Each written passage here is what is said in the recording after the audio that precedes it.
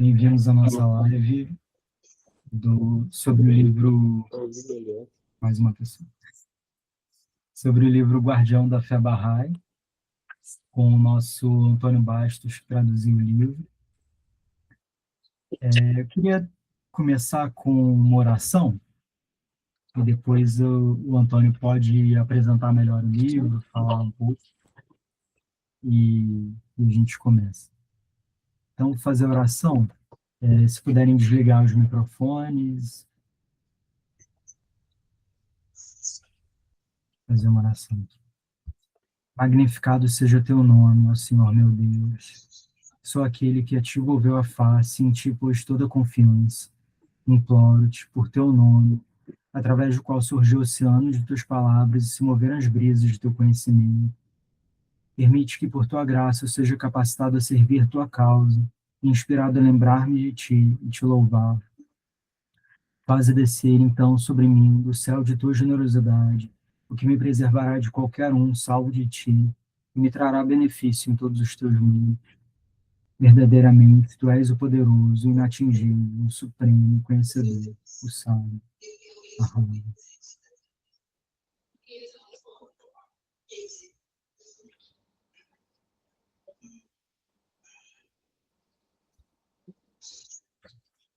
Amigos, muito obrigado. Bem-vindos de novo à nossa live, o livro Guardião da Fé Bahá'í. E queria dar a palavra primeiro para o Antônio Bastos, que traduziu o livro. E, Antônio, você quer dar uma apresentada antes e depois a gente perguntas? Podemos. Deixa eu primeiro fazer uma ressalva. O tradutor do livro é a dona Leonora Stephen Armstrong, a quem nós dedicamos toda a nossa reverência. Eu sou um dos revisores. Esse livro, na verdade, teve quatro revisores, né? E também fiquei encarregado da diagramação. Aí a Vanessa me elegeu como vítima para falar do livro, sobre o livro para vocês. A honra de trabalhar desse tipo de coisa, né, servindo a editora Bahá'í, é imensa. Eu costumo dizer que o salário é pequeno, mas a recompensa é muito grande. Ou seja, a gente tem a oportunidade de examinar por dentro os textos com aquele carinho, né, de quem está colocando em português as ideias que vêm de uma outra língua, com todo cuidado para respeitar as diferenças culturais e a correção do idioma português, né, também. E isso faz com que a gente mergulhe muito no livro, a gente se sinta o tradutor, como você disse, mas a tradução é da Leonora. Bom, esse livro é uma coletânea de textos que já foram publicados, como a Pérola Inestimável, tá? De autoria da Ruhiyyih Hanoum, ou Ruhiyyih Rabbani, após casamento com Shoghi Effendi, ou ainda Mary Maxwell, que é o nome de origem dela, né, antes da vida Bahá'í, digamos assim. David Hoffman, o autor dessa coletânea, fez um trabalho fantástico. Por quê? A Pérola Inestimável é um livro de 525 páginas. É uma coisa assim assustadora, né? De tamanho, e você acaba não conseguindo concentrar ideias, enfim, porque você se perde no meio de uma leitura tão longa. E David Hoffman teve a felicidade de extrair deste livro, né, as passagens mais, que eu considere, pelo menos, mais importantes sobre a vida e o trabalho do guardião, sua relação com o mestre, o momento em que ele assume a guardiania, todas as dificuldades vividas no pós-Primeira Guerra Mundial e durante a Segunda Guerra Mundial e pós-Segunda Guerra Mundial, o tempo em que a Palestina estava ainda sob o mandato inglês, o Estado de Israel não existia. O Estado de Israel é criado, né, depois da Segunda Guerra. E Shoghi Effendi tem um jovem assim como Francisco, acho que até mais novo do que o Francisco, um jovem que teve que transitar por todo esse ambiente difícil, numa época em que as comunicações eram precárias, particularmente nessa região.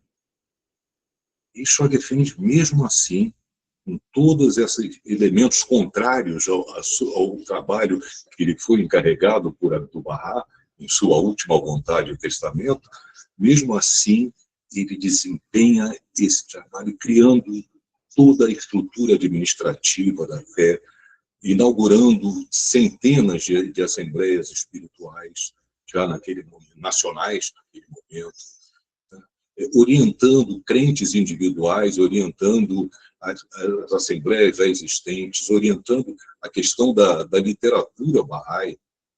Shoghi Effendi é autor, né? É autor das traduções dos livros sagrados, né? E David Hoffman teve a felicidade de trabalhar próximo a Shoghi Effendi, né?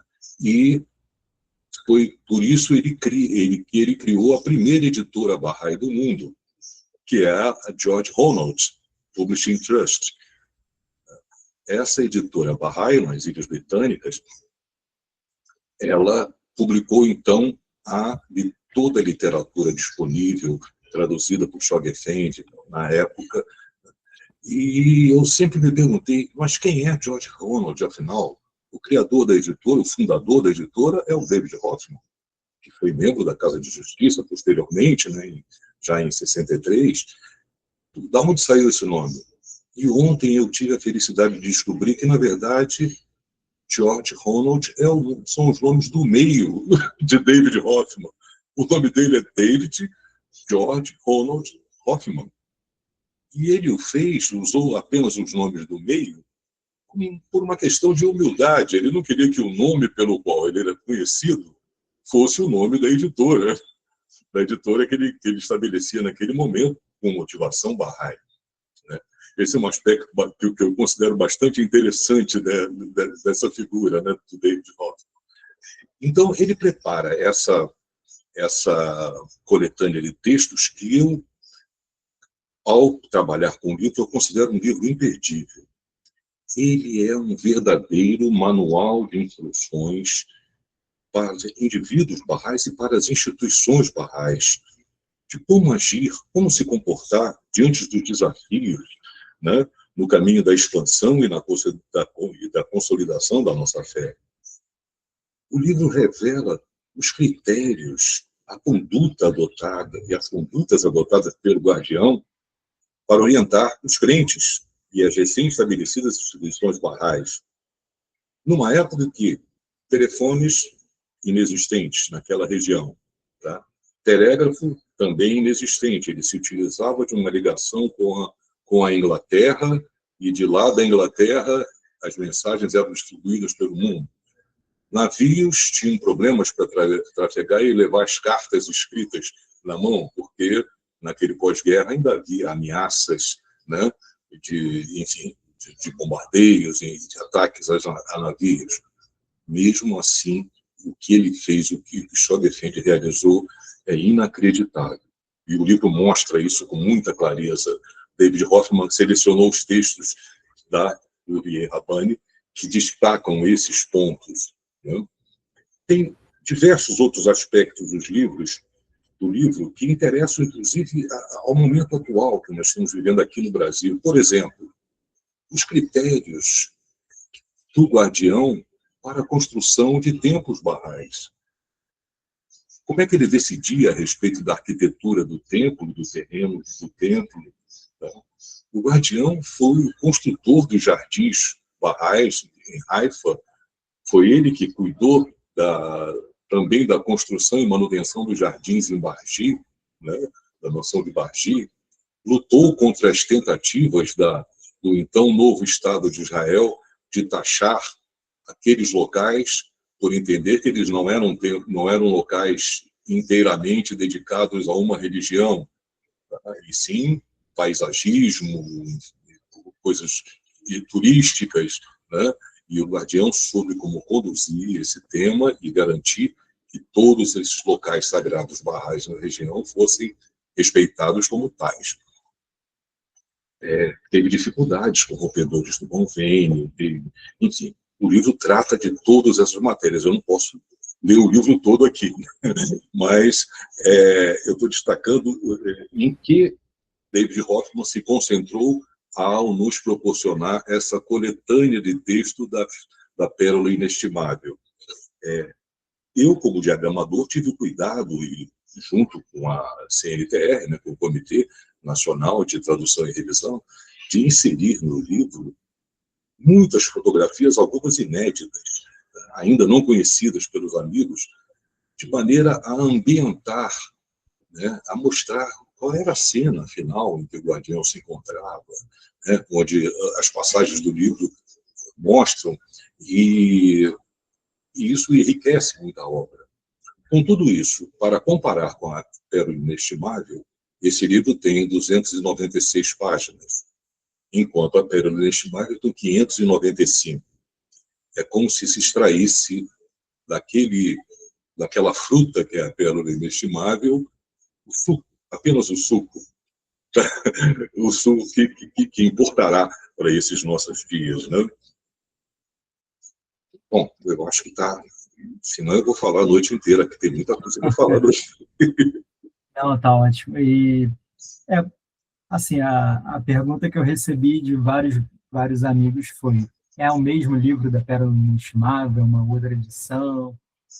Então, você estava respondendo que foi uma coletânea feita pelo David Hoffman do livro A Pérola Inestimável. Exatamente.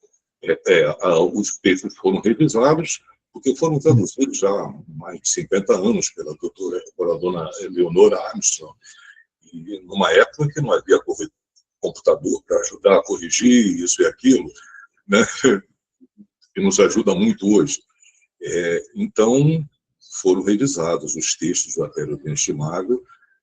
Existem cortes assim, começa um parágrafo e termina, e já começa um outro que estava, sei lá, 3 parágrafos à frente, né? Então, a gente tem que adaptar a linguagem para que ela fique coerente. Digamos assim, é uma rearrumada, né, nos textos que David Hoffman considerou mais importantes a serem divulgados sob esse título, Guardião da Fé Bahá'í. Uhum. Perfeito. E público-alvo seria, bom, claro que seria interessante para todos os barrais dele, né? Mas ele trata muito das instituições barrais, né? Na verdade, todo Bahá'í, pelo menos eu pessoalmente considero assim, todo Bahá'í é uma instituição, né? Por exemplo, eu estou sozinho numa cidade, em Teresópolis, né? Não há outros Bahá'ís aqui além da minha família, então eu sou uma instituição Bahá'í local, né? Então, nesse sentido, a conduta do guardião, eu costumo fazer uma comparação com a Abdu'l-Bahá, que nos é apresentado como o exemplar perfeito, né, a quem nós devemos nos voltar para moldar a nossa conduta, a nossa maneira de ser. Me assusta um pouco isso, porque a Abdu'l-Bahá tem um caráter divino, é um mistério de Deus, como o Bahá'u'lláh diz, né? E ele está muito distante de algo que a gente possa alcançar, mas não em relação ao Shoghi Effendi. Shoghi Effendi é algo que nós podemos alcançar, né? Cada Bahá'í individualmente, cada instituição Bahá'í. Ele é uma pessoa que sofre, que teve crises, que fugiu para a Suíça para poder se recuperar da crise emocional, tinha que se apoiar na irmã de Abdu'l-Bahá, que viu ainda, né, na época, Bahá'í, e ela, em muitos momentos, o substituiu como porta-voz da guardiania, né? Então, é um ser humano igualzinho a nós, mas com a influência direta e grandiosa do mestre. Por isso, o livro, eu acho, é dedicado tanto ao indivíduo quanto às instituições barrais, né? Mescla, digamos assim, os dois horizontes, né? É interessante, a gente estava conversando também que a gente sabe bastante de Bahá'u'lláh, de Abdu'l-Bahá, mas não costuma saber tanto do guardião, da vida dele. A gente sabe de várias orientações, mas não tanto da vida dele. Sim, sim, esse é um aspecto interessante. O, a vida do guardião, o Ian Arbani relata isso no livro, né? Ela fala do quartinho que ele trabalhava e que ela tinha que levar ele para dormir, era a esposa dele, né? Tinha que arrancar ele dali para dormir, porque senão ele não dormia nunca. As dificuldades de saúde do guardião, né? Que mesmo assim não impediram de fazer o trabalho que fez. Então, a infância do guardião, como é que ele convivia com o Abdu'l-Bahá, como era a relação deles dois, né, do vovô Abdu'l-Bahá com o netinho, o Shoghi Effendi, né, a coisa de como foi a preparação do netinho para este momento. Né? O netinho foi estudar em Beirute, numa escola sírio-protestante, né, primeiro. Depois foi para a Inglaterra estudar em Oxford, na Balliol, né, na faculdade de Balliol, para aprimorar a língua. Ele estudou literatura inglesa em Balliol, né, e isso deu a ele todas as condições de fazer o trabalho que fez, de traduzir os textos sagrados e tudo mais. O livro inclui várias homenagens que ele recebe dos antigos professores da universidade, da faculdade de Balliol. Então, e destaca bem de quem nós estamos falando, quem é, afinal, o guardião. Tá? Lembrando sempre, ele não é o mistério de Deus como Abdu'l-Bahá. Ele é uma pessoa como nós, tá? Cujo exemplo é alcançável, digamos assim. Tá? É alcançável. É isso. Aí, você até estava falando comigo que muita coisa foi se encaixando, né? A ida dele para a Inglaterra depois permitiu que tivesse comunicação dele na Terra Santa, né, para a Inglaterra e aí para o resto do mundo. Interessante isso também, né? Isso é Como um, a vida dele vai se encaixando para o serviço e para a guardiania. na verdade, a gente sente claramente no relato de Louis Ramani. Eu não gosto de falar Rabani, eu prefiro Louis Hanum, mas, bom, enfim, é a mesma pessoa. No relato dela, é interessante observar o seguinte, que como as coisas aconteciam, você está falando, usou a palavra encaixar, né? Então, aparentemente, havia uma interferência divina que colocava ele no lugar certo, em contato com as pessoas certas, e, evidentemente, o discernimento dele contribuía para isso, né? E ele conheceu, por exemplo, o coronel Jack na Inglaterra, que passou a prestar o serviço telegráfico para ele. Então, toda a comunicação do guardião ia primeiro para a Inglaterra e o coronel repassava essa comunicação para o mundo Bahá'í na época. Né? Como é que ele conheceu o coronel Jack? Ele conheceu na universidade, para a qual Abdu'l-Bahá apontou que era onde ele deveria estudar. Então, e ele sofreu muito com isso, porque houve uma separação. Bahriri Hanum, a irmã de Abdu'l-Bahá, era uma espécie de mãe para Shoghi Effendi nessa época, e o livro destaca bem esse aspecto. Então, essa separação dele ir para a Inglaterra, nós não estamos falando nos dias de hoje, que a Vanessa toda hora está em Brasília, toda hora está no Canadá, por exemplo, não.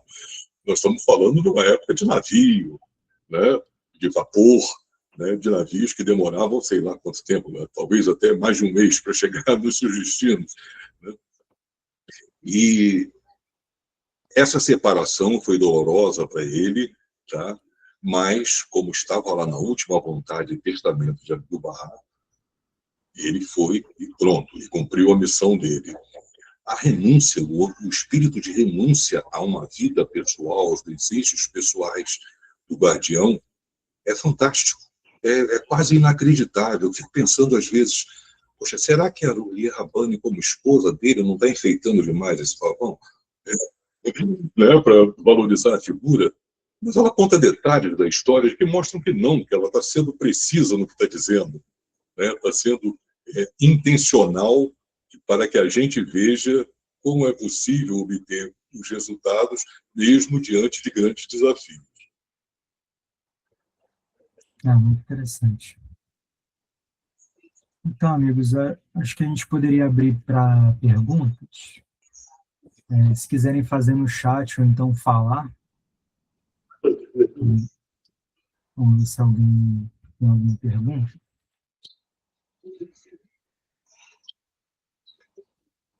Janete. Quer falar? Pode falar. Tá fechado o seu microfone. Desculpe.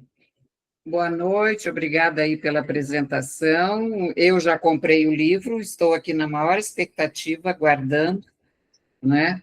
E achando interessante essa sua atualização, porque também chegou para a gente, para mim especificamente, né, especialmente, de que, na verdade, era uma reimpressão do A Pérola Inestimável.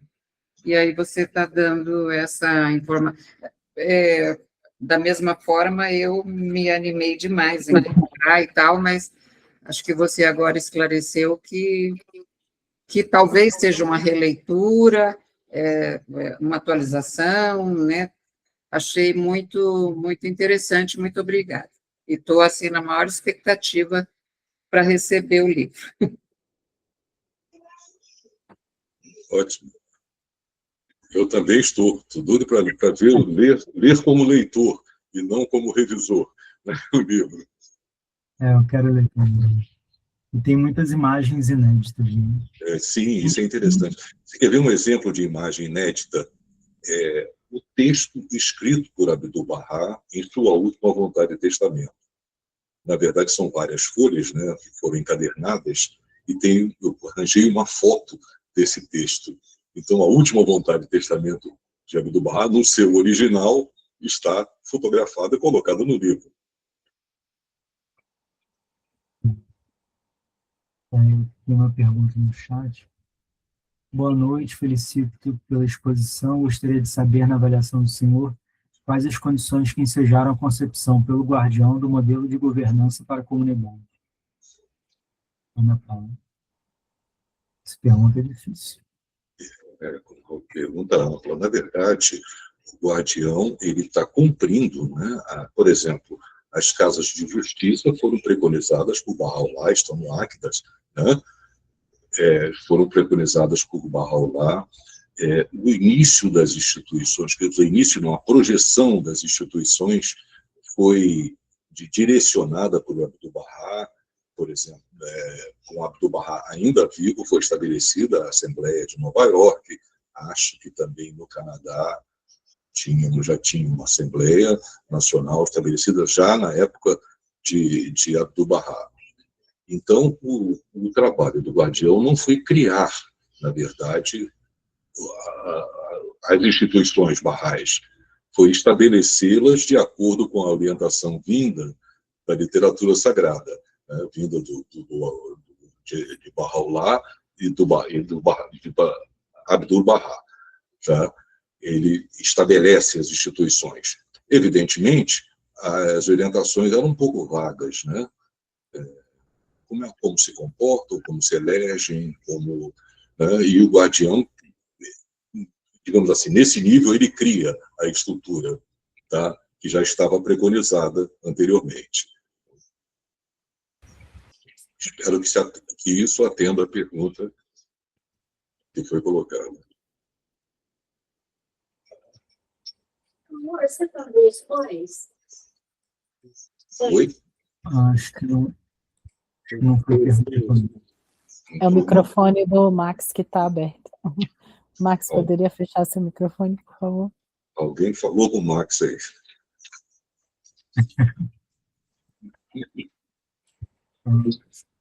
Cristina Collins está agradecendo. Então, amigos, mais alguma pergunta? Acho interessante que na época do Guardião, teve um salto gigantesco de instituições barrais, né? Como a gente falou, e também do ensino. Com a cruzada de 10 anos e tal, deu um salto gigante, né? Sim. Seja interessante esse contexto também do ensino. O livro traz os números corretos, o direcionamento dele de algumas figuras, como Martha Ruth, por exemplo, como a própria Leonora Armstrong, direcionando May Maxwell, que veio também aqui para a América do Sul, né? O livro trata desse direcionamento para a criação dessas instituições, inclusive em ilhas como, enfim, as Ilhas Antípodas e lá no sul do mundo, na Austrália,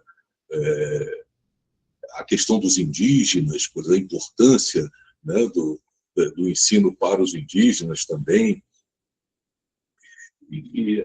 Quer dizer, o Guardião, ele parece que ele tinha em mente uma estrutura que era diversificada, a ideia de criar inicialmente uma estrutura diversificada que pudesse, então, se somar, espalhando em todo o mundo, né, a fé Bahá'í.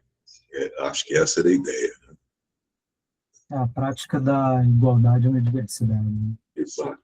Ele preservava isso muito. Tem um aspecto interessante que eu queria colocar. Opa, preciso me retirar? Não, Cristina, fica aí.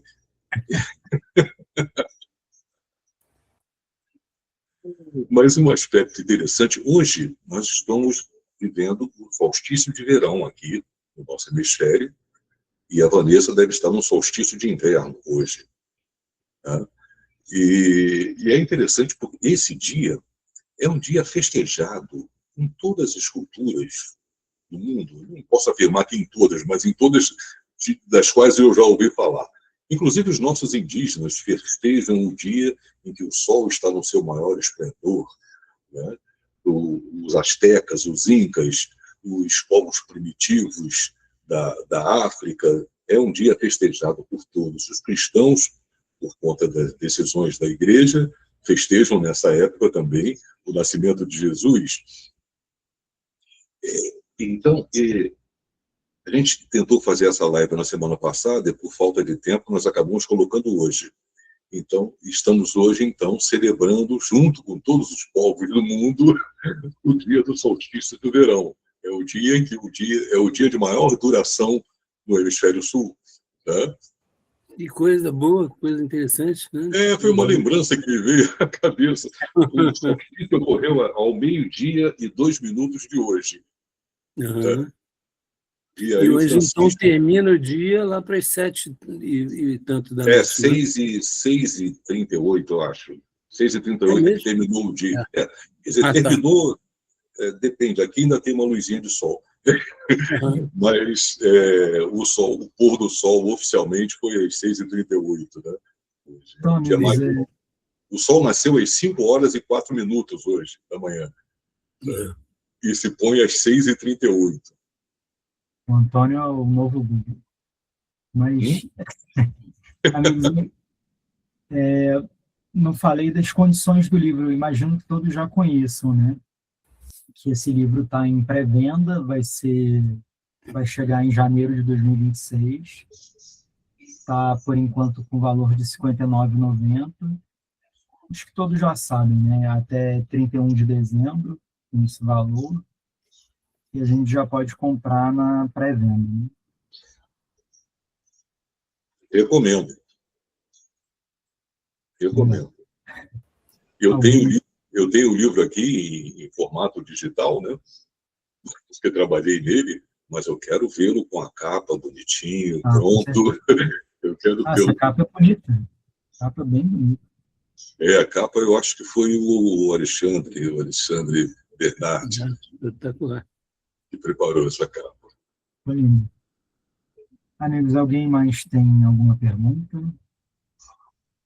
Não, eu acho que o Antônio tem esse... não é só dom da palavra, do conhecimento, e ele fala uma linguagem tão clara que sei lá, é tão bom ouvi-lo, Antônio Bastos, é tão bom ouvi-lo. Eu só queria dar os parabéns e depois eu vou ler o livro, lógico. Que bom, né? Que bom que tanta gente está tendo essa oportunidade de ouvir suas explicações e tudo isso. Eu só queria agradecer mesmo. Obrigado. Obrigado, amigo. E, Vanessa, tem algum recado para dar, alguma coisa assim, antes da gente encerrar? Eu gostaria de agradecer ao Francisco por apoiar a editora, né, como ele é o promotor de literatura do Rio de Janeiro. Agradecer também o Antônio por ter feito essa revisão de tradução, por estar aqui hoje com a gente, compartilhar um pouquinho, né, do livro. Espero que todos possam ler essa obra, que é muito importante, como o Francisco falou. A gente conhece muito das outras figuras centrais da fé, mas Chogue Effendi, ele tem um papel muito especial, né? E só ele que pegou as peças, né? Que o Babi, que é o Bahá'u'lláh e Abdu'l-Bahá deixou para a gente, né? Sobre a paz mundial, sobre tudo que a gente, a unidade, né? Como que junta todas essas peças, né? Nenhum outro erudito Bahá'í, antes de Chogue Effendi, teve essa capacidade de mostrar o que é a fé Bahá'í, né? Somente ele, e ele que nos ensinou como vai ser o modo operante, né? Esse novo modo operante do mundo. Então, é muito importante que nós Bahá'ís não só comprem os livros, mas que leiam, que estudem, que se aprofundem, aproveitem a promoção, apoiem a editora também, que é uma editora pequena ainda, né? Nós estamos com uma meta de 100 livros apenas, nacional, né? Que a gente possa bater essa meta e divulgue entre os amigos, e agradeço a todos pela presença aqui. Obrigada, Antônio, obrigada, Francisco, mais uma vez. Um abraço a todos. Muito obrigado, amigos. Então, vou encerrar aqui. Só uma última informação, que eu já estou aqui no grupo da comunidade. Então, o preço de R$ 59,90 até 31 de dezembro, é isso? Isso mesmo. Entrega prevista para janeiro. Isso. Já estou repassando, porque para ninguém ter dúvida da importância, né, disso. E pode ser em 10 vezes sem juros, não pode, Vanessa? Eu acho que não. Conversa com o escritório, quem sabe, né? Mas eu sei, todo o site está em 6 vezes sem juros, agora esse mês de dezembro. É Então, não é 6 10, vezes, mas é tá? 6. Não, mas 6 já está bom. Mas Tá bom, né? 59 tá de bom. Isso aí, amigos. Muito obrigado. A gente se vê aí, Rafa. Obrigado. Obrigado, Antônio. Obrigada, gente. Obrigado a Muito todos. obrigada. Boa noite. Muito obrigada. Vanessa, Ana Paula, nossa, Obrigada, boa noite. Deixa eu Zanete, que bom, né? parar a gravação aqui. Tentar ver se o fantasma vai embora. Só Parar para a gravação. despedir de você. Fantástico.